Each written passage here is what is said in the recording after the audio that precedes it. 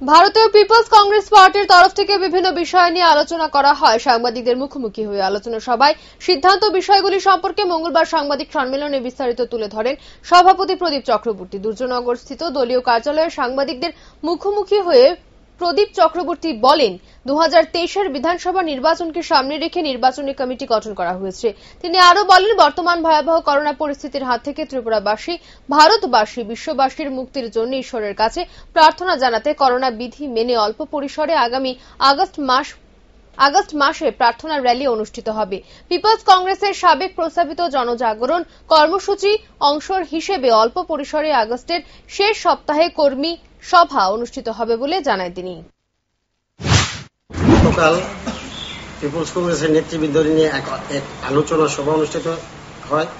এই আলোচনা সভায় নেতৃবৃন্দদের নিয়ে সিদ্ধান্ত হয় যে আগামী 23-এর নির্বাচনে আমরা দেখতে পাচ্ছি যে 78-এর নির্বাচনের পুনরাবৃত্তি, 78 নির্বাচনের আগের পূর্বাভাস তৈরি হচ্ছে। মানে 78-এর নির্বাচনে বহুমুখী প্রতিদ্বন্দ্বিতা হয়েছিল ত্রিপুরা রাজ্যে, আর মাঝখান দিয়ে বাকি সময় আর বহুমুখী প্রতিদ্বন্দ্বিতা হয়নি। আগামী 23-এর নির্বাচনে হয়তোবা চতুর্মুখী নয়, পঞ্চমুখী, ষষ্ঠ এইরকম প্রতিদ্বন্দ্বিতার একটা পরিবেশ তৈরি হচ্ছে। তার জন্য আমরা বাধ্য হয়েছি, যেহেতু অনেক দলের প্রতিদ্বন্দ্বিতা যদি হয়, তাই আমরা 1.5 বছর আগে একটা প্রাথমিক নির্বাচন কমিটি করেছি।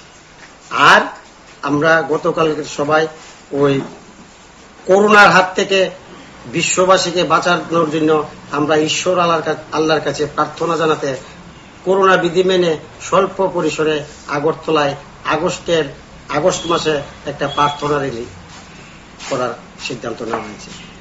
2 নম্বর, পিপলস কংগ্রেসের সাবেক জনজাগরণ কর্মসূচির অঙ্গ কর্মসূচি হিসাবে আগামী আগস্ট মাসে করোনা বিধি মেনে স্বল্প পরিসরে কর্মী সভা গ্রহণের সিদ্ধান্ত হয়েছে।